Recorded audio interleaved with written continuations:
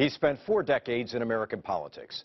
David Axelrod was the senior strategist for President Obama's presidential campaigns and served 2 years as Obama's senior advisor at the White House.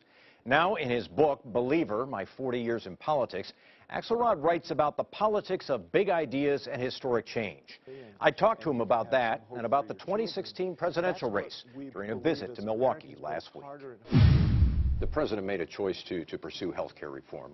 And I know you and some of the others in the administration warned him that this is a political minefield. When you look back on it today, do you feel that the decision to pursue health care in any way impeded the president from accomplishing other goals that he wanted to achieve? It may have, Mike, but I don't regret the decision at all. I was concerned about it because 7 presidents had tried to do it. 7 presidents had failed. I knew that it was a big lift politically and that we had other priorities that we had to pursue, most of which focused on recovery.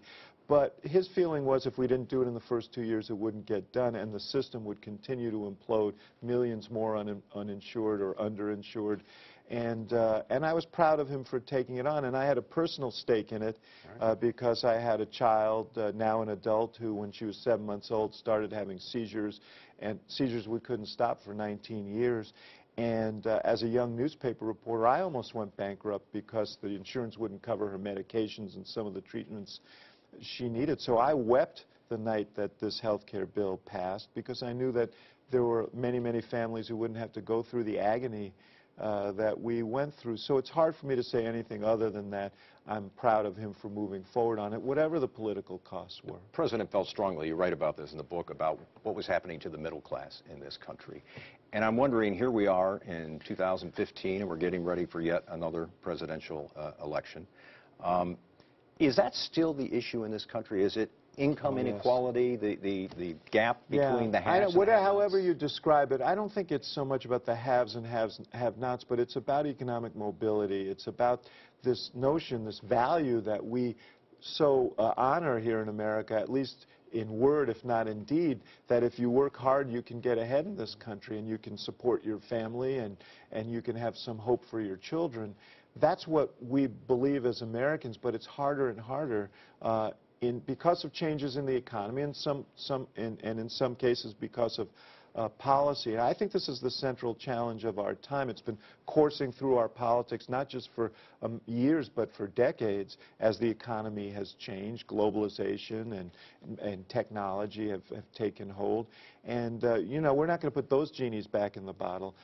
But the question is, how do you adapt your economy in such a way that the maximum number of people can realize their full potential and make a decent living? 2008, many people thought Hillary Clinton was the inevitable Democratic nominee. Here we are in 2016. The same language is used.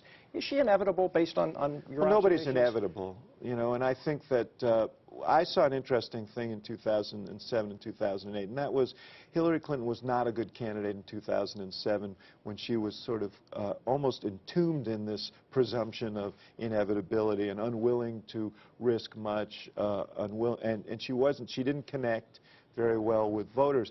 After she lost the Iowa caucuses, she became a different candidate. She threw all that caution off. She was much more revealing of herself, much more connecting with voters, much more of an advocate for their economic interests, and I think in a very sincere way. She has to be that candidate in order to succeed in this election. If she is, I think she'll do very well. If she's not, if she falls back into those habits of 2007, it could be a rockier road. I've got to ask you, as a guy who has worked in politics an awfully long time and helped advise campaigns, what do you think of the Republican field in 2016, and more specifically about our governor, Governor Walker?